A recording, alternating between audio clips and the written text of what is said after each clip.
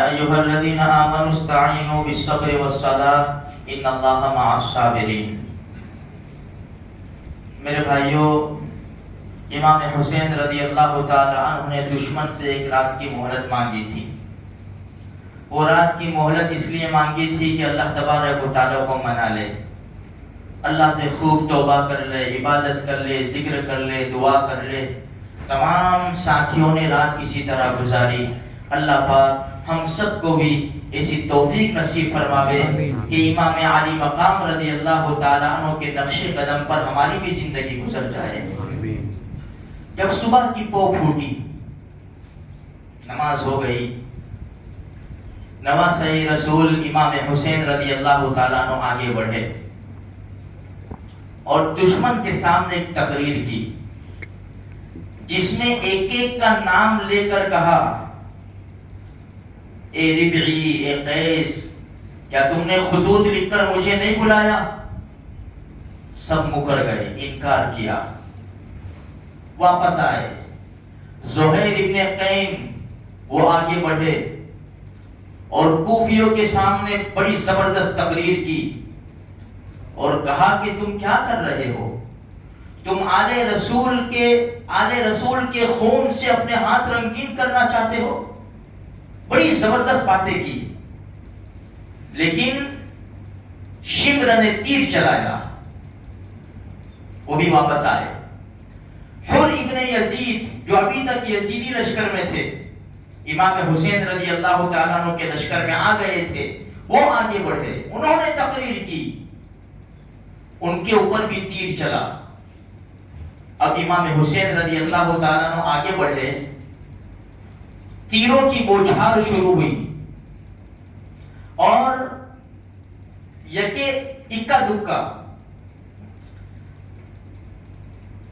یہاں سے ایک آدمی جاتا، وہاں سے ایک آدمی آتا، دو آدمی آتے، اس طرح کی لڑائی شروع ہوئی۔ پھر گھمسان کی لڑائی شروع ہو گئی۔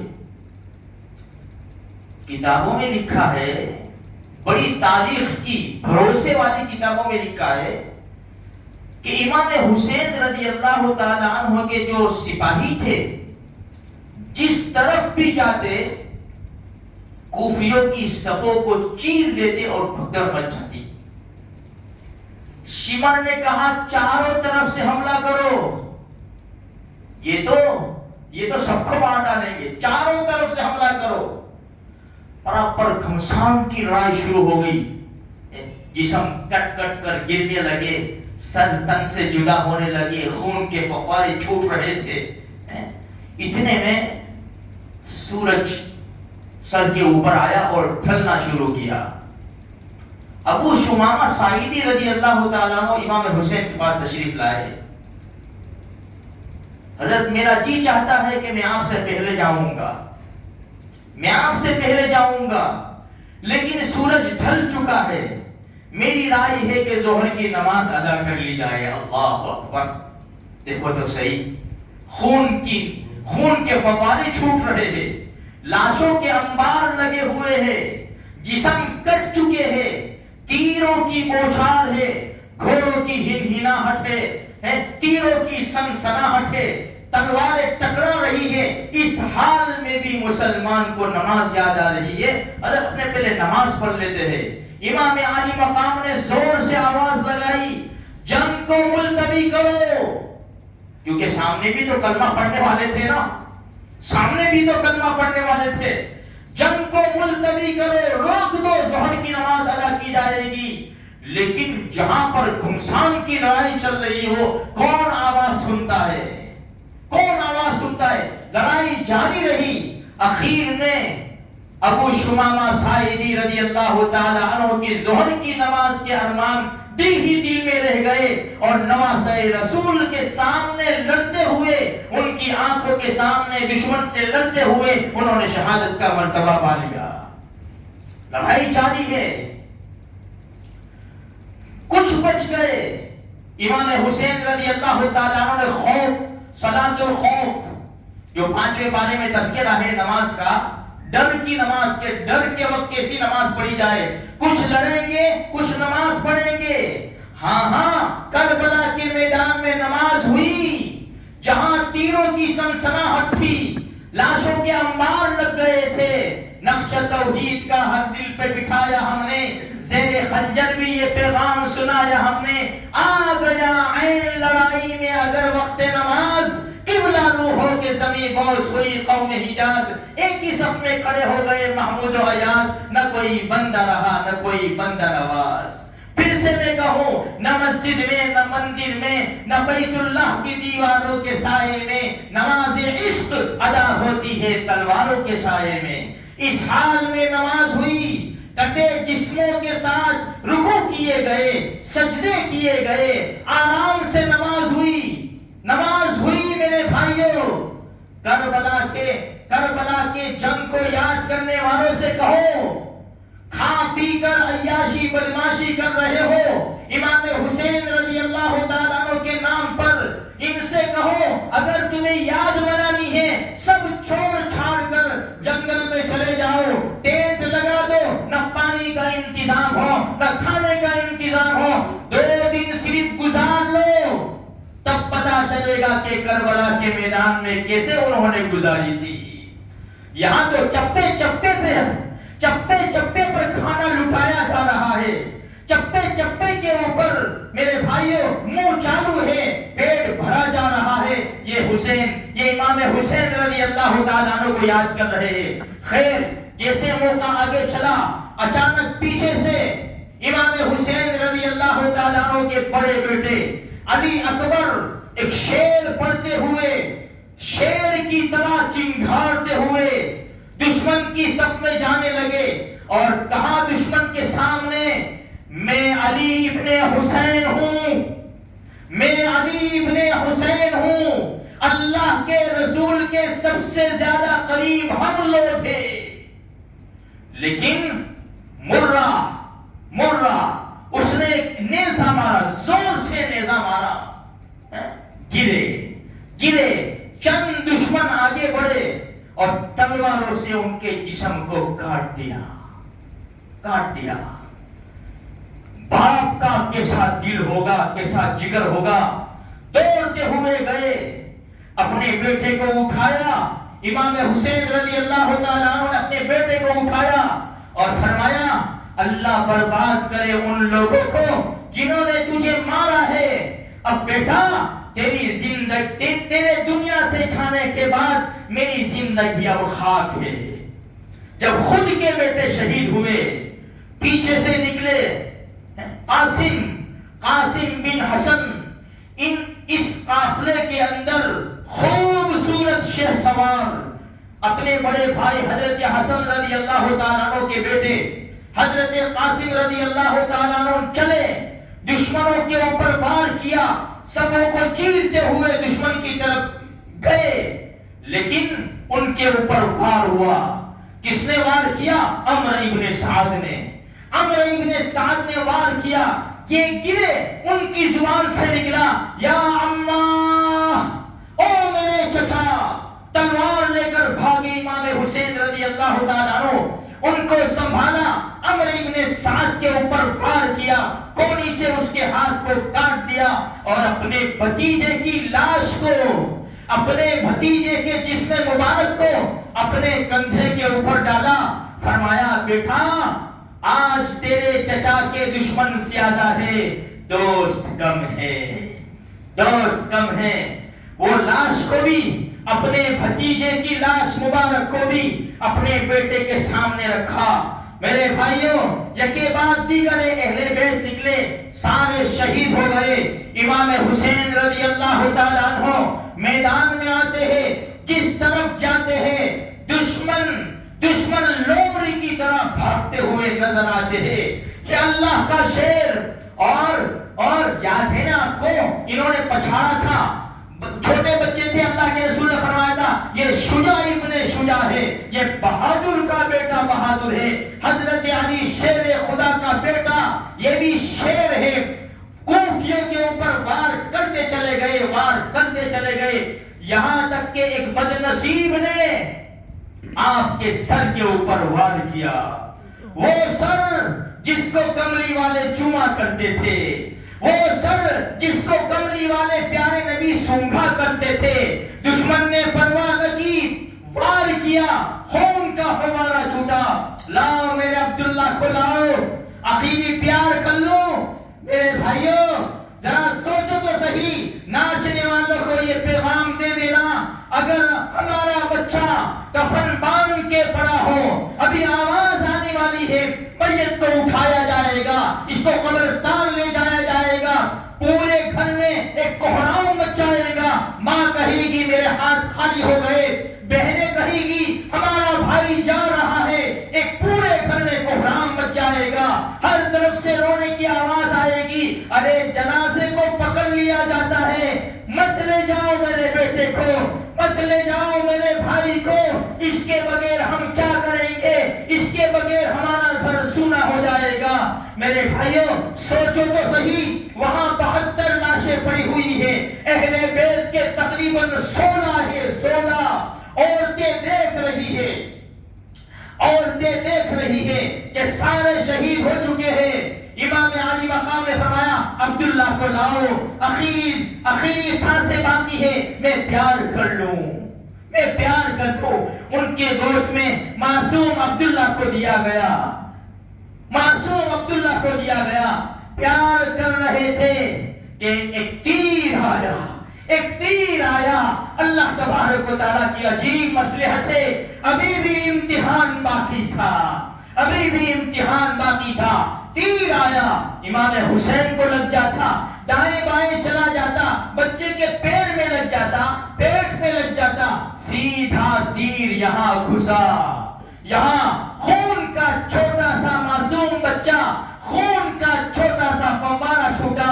امام علی مقام نے وہ مبارک پیارا خون اپنے بیٹے کا اپنے ہاتھوں میں لیا، آسمان کی طرف اٹھایا اور زمین پر بکھیر دیا، زمین پر بکھیر دیا، اور دعا کی اے اللہ ان ظالموں سے تو ہی بدلہ لینے والا ہے۔ اپنے وہ معصوم بچے کو بھی جو ساری لاشیں پڑی ہوئی تھی اس کے پاس رکھا، پھر امام علی وقت رونے کی آواز آئی، رونے کی، پھر خیمے میں گئے ہیں، بیٹا زینب سے کہا، اپنی بہن سے کہا، اپنی دونوں بیٹیوں سے کہا، بیٹا جب میں شہید کر دیا جاؤں چیخو پکار مت کرنا، گریبان چاک مت کرنا، اپنے چہرے پر مت مارنا، تسلی دے کر پھر میدان میں جاتے ہیں۔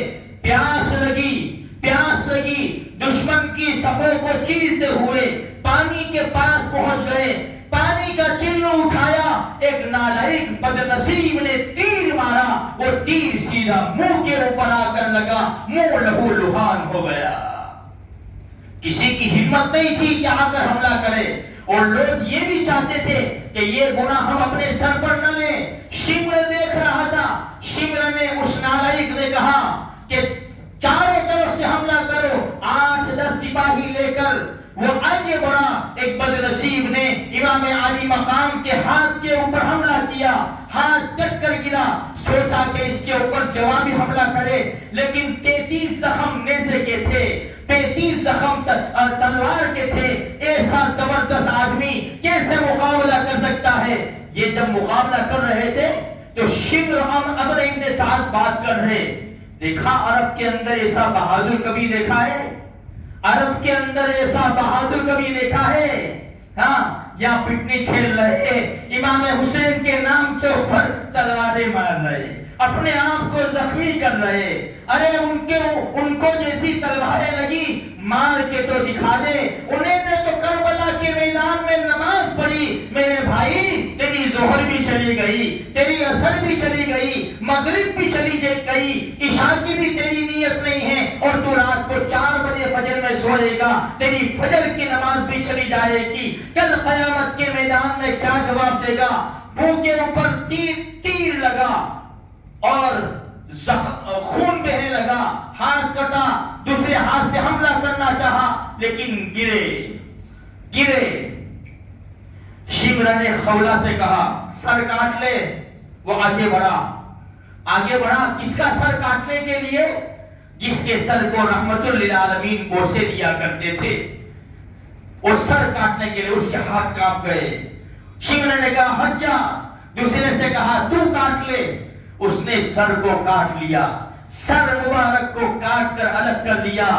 پھر شمر نے کہا عبید اللہ ابن زیاد کا حکم ہے کہ حسین کی لاش کے اوپر گھوڑے دوڑائے جائے. میرے بھائیوں ظلم کی انتہا کر دی، ظلم کی حد کر دی. اس جسم اطہر کے اوپر، اس وقت اس سرزمین کے اوپر، بلکہ پوری دنیا کی سرزمین کے اوپر ایسا مبارک جسم کہیں نہیں تھا جس کو نبی کریم صلی اللہ علیہ وسلم نے چھوا ہو. 10 یا 12 سوار تیار کیے گئے اور میرے بھائیوں یہی وقت تھا کچھ ظہر کے بعد اثر کے قریب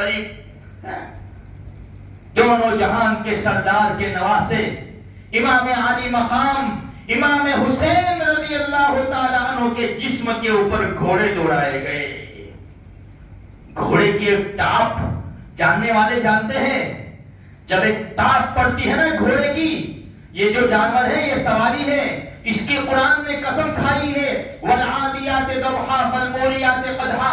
5 قسمیں کھا کر اللہ تبارک و تعالیٰ نے آگے بات بیان کی ہے. یہ ایسا بڑا زبردست جانور ہے. گھوڑے دوڑائے گئے اور لاش مبارک کو بوٹی بوٹی کر دیا، بوٹی بوٹی کر دیا. 2 مرے 26 کو کرنٹ لگا، 2 مرے. اعلان کیا ہوا؟ ڈھول نہیں بجایا جائے گا. دیکھ تو صحیح، اندھا تو نہیں ہو گیا؟ تیری مت ماری گئی، تیری عقل کھو گئی. 72 کے سر کاٹے گئے، نوازے رسول کے جسم کو چھلنی کر دیا گیا. ابھی بھی تو ناچ رہا ہے، ابھی بھی تو ڈھول بجا رہا ہے، ابھی بھی تو ڈیجے کے اوپر ڈانس کر رہا ہے. میرے بھائیوں دعا کرے اللہ تبارک و تعالیٰ سے. ایک بات بتا کر اپنی بات کو ختم کروں. دل دہلانے والی بات ہے، دل دہلانے والی. جب یہ قافلہ یزید کے پاس پہنچا، عبید اللہ ابن زیاد کے پاس، پھر یزید کے پاس، سر لائے گئے.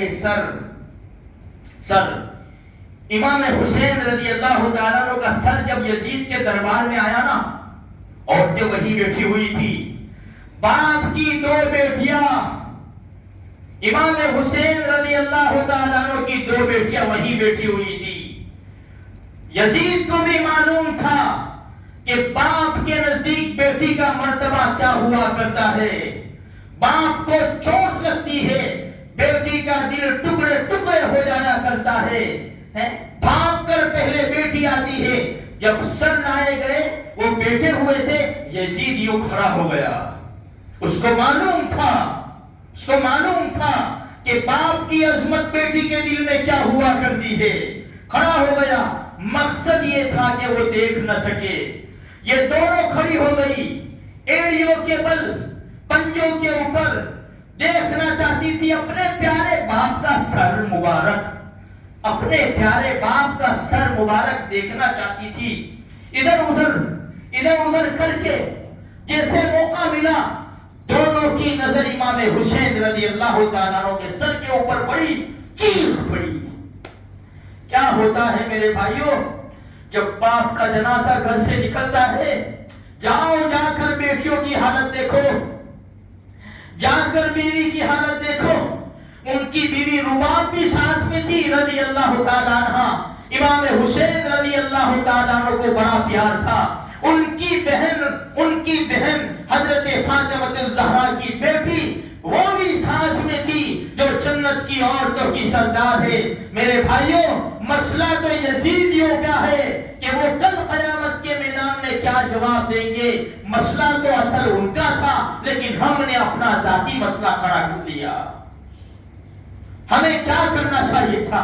ہمیں کیا؟ شیخ زکریا رحمت اللہ علیہ جس نے فضائل اعمال لکھی ہے، 10 محرم الحرام کو مدینہ منورہ میں اپنے احباب کے ساتھ بیٹھے ہوئے تھے. فرمایا آج عاشورہ کا دن ہے، آج 10 محرم الحرام ہے. کربلا کے میدان میں بھوکے پیاسے نوازے رسول کو 72 ساتھیوں کے ساتھ شہید کر دیا گیا. بتاؤ تم نے کیا تیاری کی ہے؟ تم نے ایصال ثواب کے لیے کیا تیاری کی ہے؟ پورا مجمع خاموش ہو گیا.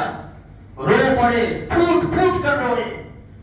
فرمایا جب محرم کا پہلا چاند ہوتا ہے روزانہ میں امام حسین رضی اللہ تعالیٰ عنہ اور کربلا میں شہید ہونے والوں کے لیے روزانہ ایک قرآن پڑھ کر ثواب پہنچاتا ہوں.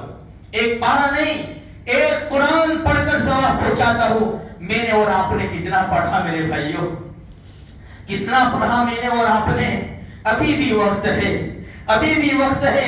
ایسا نہیں کہ صرف 10 دن پہنچایا جائے, 10 محرم الحرام نکل جائے تو بس معاملہ ختم ہو جاتا ہے. ہماری کمزوری یہی ہے, ہم 10 دن امام حسین کو یاد کرتے ہیں. اب کل سے کون امام حسین, کون سا کربلا, کون سے قاسم بن حسن, کون سے چھوٹے علی اصغر اور بڑے علی اکبر, کوئی پتہ نہیں. اپنی اپنی دھن کے اندر سب لوگ مست ہو جائیں گے, بازاروں کے اندر سب بھول جائیں گے. یہ بھول جانے کا قصہ نہیں ہے میرے بھائیوں.